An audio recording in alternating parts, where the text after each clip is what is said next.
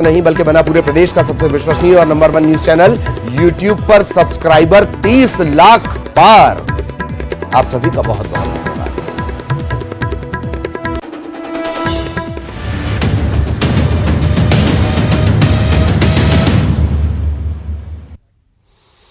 नमस्कार, सुर्खियों के बाद खबरें विस्तार से। आपके साथ मैं हूं ललित प्रजापति। शुरुआत करेंगे बड़ी खबर के साथ। पीएफआई से जुड़े ठिकानों पर, लोगों पर एनआईए का एक्शन जारी है।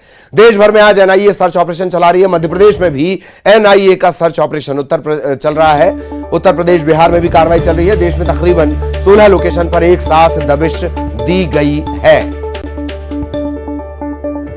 तो आपको बता दें, एनआईए लगातार कार्रवाई कर रही है। पीएफआई प्रतिबंधित संगठन, लेकिन पीएफआई से जुड़े लोगों पर एनआईए का एक्शन लगातार जारी है।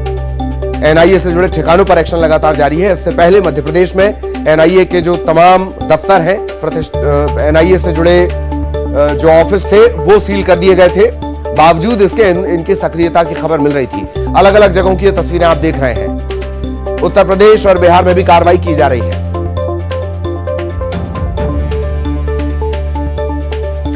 सहयोगी शंकर आनंद इस वक्त हमारे साथ जुड़े हुए हैं। शंकर, क्या कुछ अपडेट इस मामले में विस्तार से बताएं। केंद्रीय जांच एजेंसी एनआईए के द्वारा इस वक्त में 17 से ज्यादा लोकेशन पर सर्च ऑपरेशन को अंजाम दिया जा रहा है। और ये जो सर्च ऑपरेशन है वो प्रतिबंधित संगठन पीएफआई से जुड़ा मामला है। हालांकि देखिए, जिस तरह से पीएफआई संगठन पर प्रतिबंध लगा दिया गया था, लेकिन उसके कई ऐसे लोग हैं, कई ऐसे गुर्गे हैं, कई ऐसे लोग हैं जो विदेश में रह रहे, कई लोगों से संपर्क में आकर के इस संगठन को आगे बढ़ाने का प्रयास कर रहे थे। और इसी मामले में इरशाद नाम के एक शख्स को बिहार से गिरफ्तार किया गया था। जब उससे पूछताछ की गई थी तो पता चला कि सऊदी अरब में आए हुए कई लोग जो काम करने के सिलसिले में आते हैं, तो उन्हीं लोगों को किस तरह से टारगेट बना करके इस संगठन में शामिल करवाया गया और उसके बाद संचालित करने के लिए कुछ फंड भी मुहैया कराया गया था। तो इस मामले की जानकारी जब विस्तार से आगे तफ्तीश की गई तो उसके बाद मध्य प्रदेश, उत्तर प्रदेश और बिहार का कनेक्शन निकल के सामने आया। लिहाजा इसी बात को ध्यान में रखते हुए उन तमाम सबूतों और बयानों को आधार पर आज जांच एजेंसी एनआईए के द्वारा 17 लोकेशन पर सर्च ऑपरेशन को अंजाम दिया जा रहा है। और इसमें कई ऐसे लोग हैं जो जांच एजेंसी के रडार पर बहुत पहले से थे और उन तमाम लोगों के खिलाफ सबूतों को इकट्ठा करने के बाद आज सर्च ऑपरेशन को अंजाम दिया जा रहा है। निश्चित तौर पे कहा जा सकता है कि पीएफआई संगठन जो पिछले काफी समय से प्रतिबंधित रहा है, लेकिन वो संगठन अगर फिर से अपने आप को एक्टिव करने का प्रयास कर रहा है तो ये जांच एजेंसी के लिए भी एक बहुत बड़ा अलर्ट है, बहुत बड़ा एक इनपुट है और उसी के आधार पर ये आगे की कार्रवाई को अंजाम दिया जाता है। जी। एक और महत्वपूर्ण बात है शंकर कि प्रतिबंध तकरीबन सितंबर में प्रतिबंध के बाद से लगातार दबिश दी गई है। मध्य प्रदेश के तकरीबन 7 जिले ऐसे हैं जहां पर बार बार एनआईए की टीम पहुंची है पीएफआई से जुड़े मामलों को लेकर। आज किस तरीके का ये ऑपरेशन, क्या अभी भी विस्तार के मंसूबे इनके दिमाग में हैं, जबकि प्रतिबंध लग चुका है, तोड़े जा चुके हैं ये लोग? निश्चित तौर पे आपने एकदम सही कहा है। जिस तरह से मध्य प्रदेश की बात करें तो मध्य प्रदेश के बारे में आपको बताना चाहूंगा कि ये जो मध्य प्रदेश में काफी देखने को मिला था आज से 10 साल 15 साल पहले, जिस तरह से वहां पर सिम्मी का गढ़ होता था।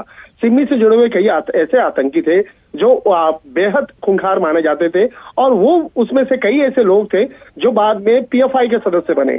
और पीएफआई के सदस्य बनने के बाद हालांकि उन्होंने कह दिया कि वो अब इन तमाम मामलों पर कई लोगों की गिरफ्तारी हुई थी और कई लोग कह दिए थे कि अब वो संगठन छोड़ चुके हैं। लेकिन आज भी वो संगठन से जुड़े हुए कई जो एक्टिविटी होती है, बैठकें होती है, उसमें हिस्सा लेते हैं। तो उन तमाम मामलों पर एक तरह से कहा जा सकता है कि जांच एजेंसी लगातार नजर रखती है।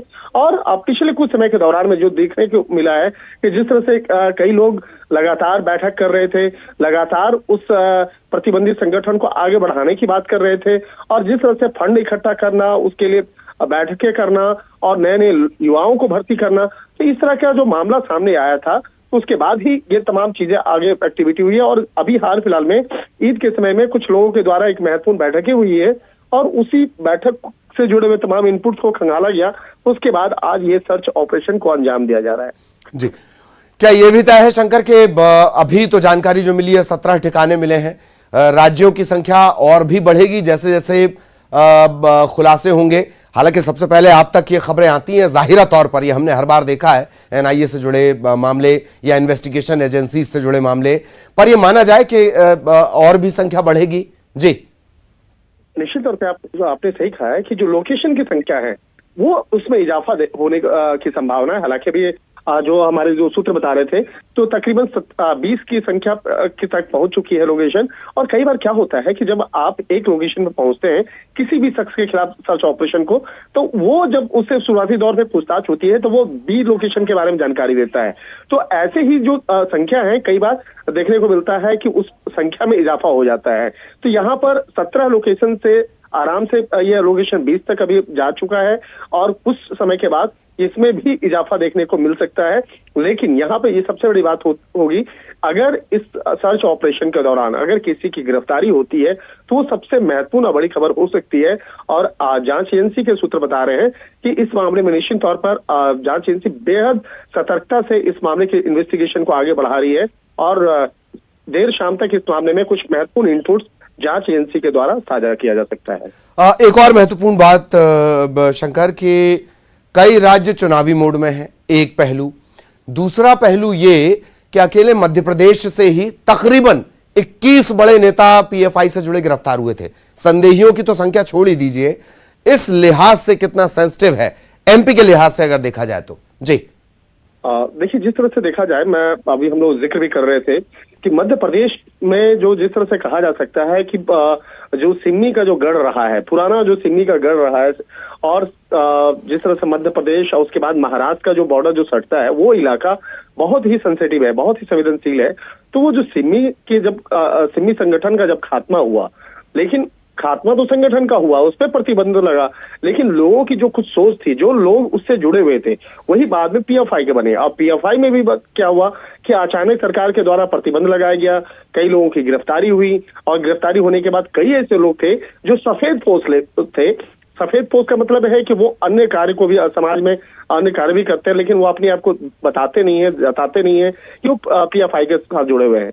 लेकिन वो लोग आज भी एक्टिव हैं और उन्हीं लोगों को तलाशने के लिए, उस लोगों को पहचानने के लिए जांच एजेंसी पिछले काफी समय से उस इलाके में एक्टिव रही है और उस तमाम लोगों को पहचानने का प्रयास कर रही है और आगे भी प्रयास करते रहेगी। तो एक तरह से कह सकते हैं कि मध्य प्रदेश पीएफआई के नजरिए से बेहद महत्वपूर्ण राज्य है। खासतौर पर अगर बोला जाए, मध्य प्रदेश, बिहार और उत्तर प्रदेश, ये तीनों राज्यों में किस तरह से पीएफआई संगठन है अपना पांव पसारने की कोशिश कर रही है।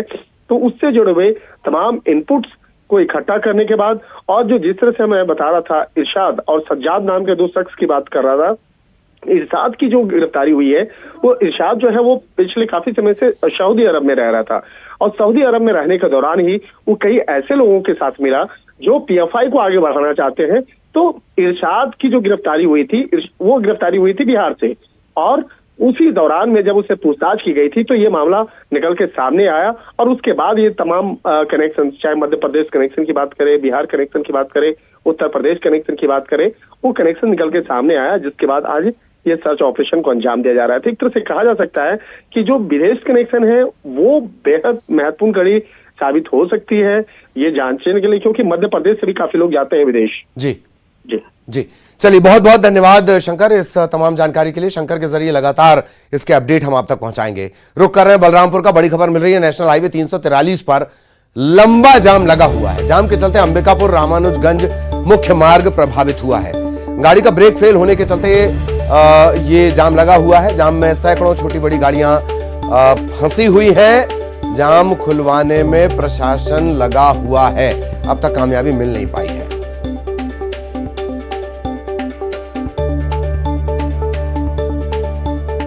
3 बजे भोर से ही यहाँ जाम लगा है। लगभग 1000 गाड़ी का भीड़ लगा हुआ है। बड़ा मुश्किल से गाड़ी निकल रहा है, थोड़ा एक एक करके, लेकिन सुबह से ही काफ़ी परेशानी था। कई बाई रोड कितने गाड़ी जा रहे हैं, वहाँ पहाड़ी से शॉर्टकट में अतोरी होते लिलोटी होते हुए निकल रहा है। सेमरसोत में बस गाड़ी का व्यवस्था किया गया है, प्रशासन द्वारा यहाँ का पुलिस व्यवस्था हुआ है। जाम को एक्सीडेंट वाहन को साइड करवा के धीरे धीरे निकाला जा रहा है।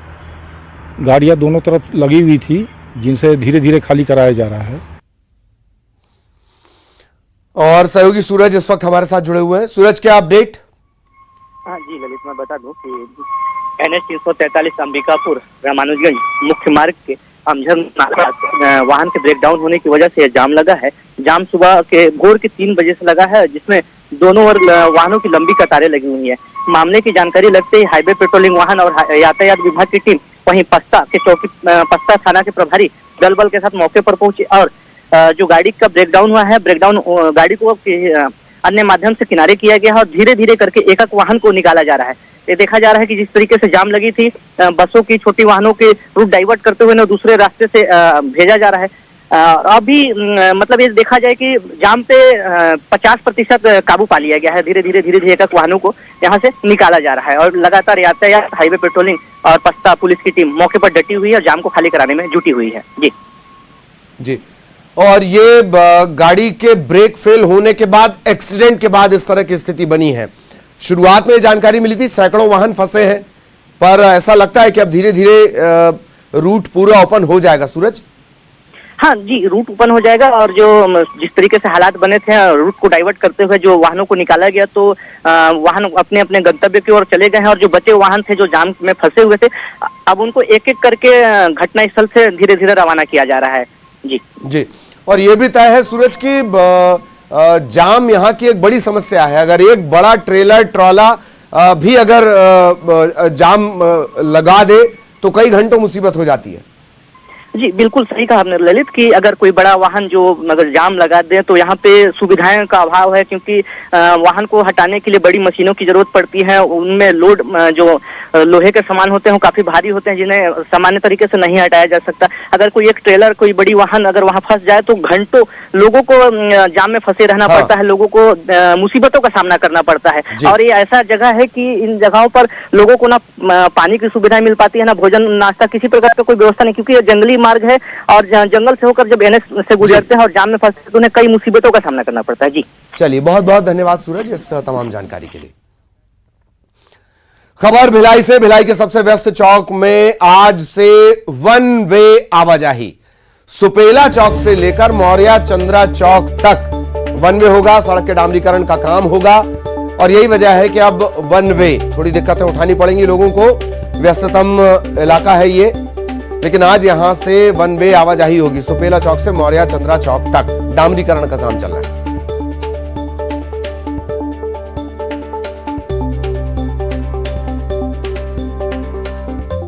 खबर रायपुर से। भारतीय जनता युवा मोर्चा रोजगार कार्यालय का घेराव करेगी। बेरोजगारी के मुद्दे को लेकर रोजगार कार्यालय का घेराव किया जाएगा। आज बलरामपुर, कोरिया, सारंगढ़, कोरबा में घेराव होगा। कल सुकमा, कवर्धा, मुंगेली, रायगढ़ के रोजगार कार्यालयों का घेराव होगा। 27 को राजनांदगांव, मोहला, मानपुर, खैरागढ़, जशपुर, सूरजपुर में प्रदर्शन होगा। 29 को बालोद जिले में रोजगार दफ्तर के घेराव का कार्यक्रम तय किया गया है।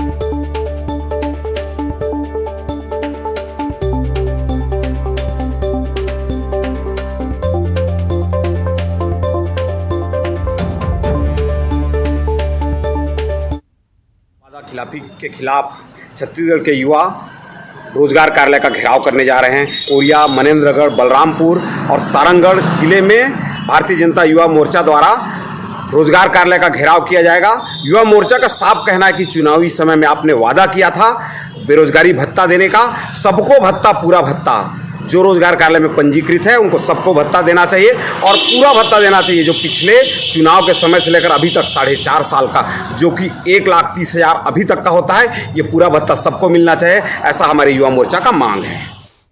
और अब बात कोरोना अपडेट की। मध्य प्रदेश में तेजी से बढ़ रहा है कोरोना। 24 घंटे में कोरोना के चलते प्रदेश में दो लोगों की जान भी चली गई।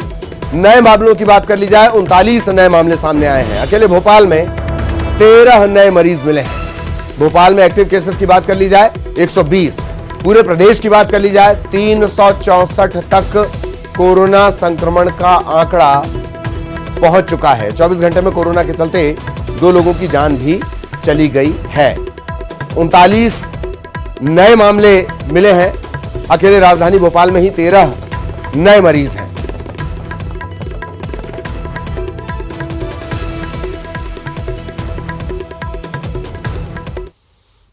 बात छत्तीसगढ़ की अगर करें, छत्तीसगढ़ में कोरोना के 482 नए मरीज मिले हैं। 9% से ज्यादा संक्रमण की दर।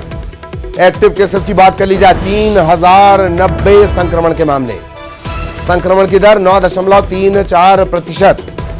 ताजा आंकड़ों में रायपुर में सबसे ज्यादा 85 नए मरीज मिले हैं। 25 जिलों में कोरोना संक्रमण के मामले पाए गए हैं। दुर्ग जिले में 36, राजनांदगांव में 40, बालोद में 21, कबीरधाम कवर्धा में 27, धमतरी में 17, महासमुंद में 18, बिलासपुर में 34, सरगुजा में 22, कांकेर में 30, बीजापुर में 25 नए संक्रमित मिले हैं।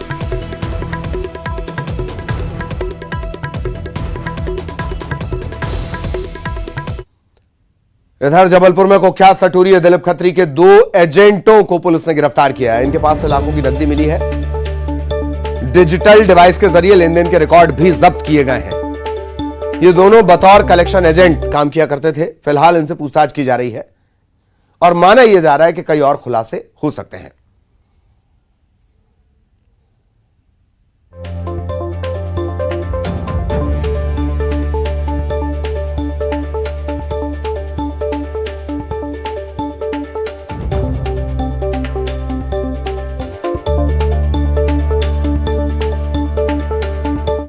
इधर इंदौर में 2 पक्षों में हो गई है हिंसक झड़प। 20 सड़क पर जमकर मारपीट भी की गई।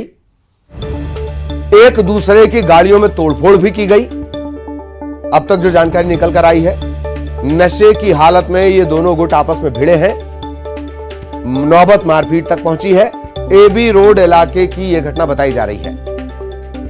कोई भी पक्ष थाने नहीं पहुंचा है शिकायत दर्ज करवाने।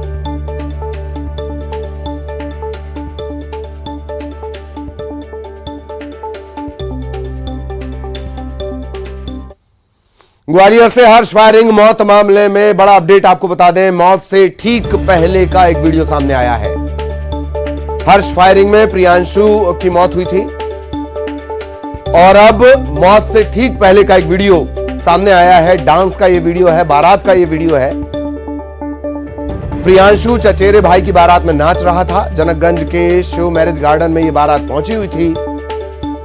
प्रियांशु के चाचा का परिवार हर्ष फायरिंग कर रहा था और प्रियांशु को गोली लग गई। अस्पताल पहुंचने से पहले उसकी मौत हो गई।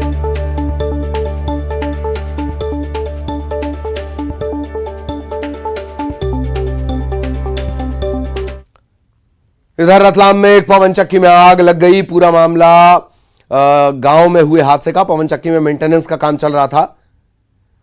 3 कर्मचारी पवन चक्की के ऊपरी हिस्से में काम कर रहे थे और तभी वहां आग लग गई।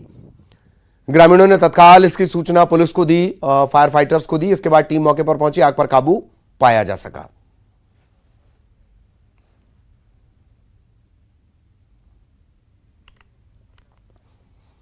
और अब सिटी टॉप 20 पीएफआई से जुड़े लोगों पर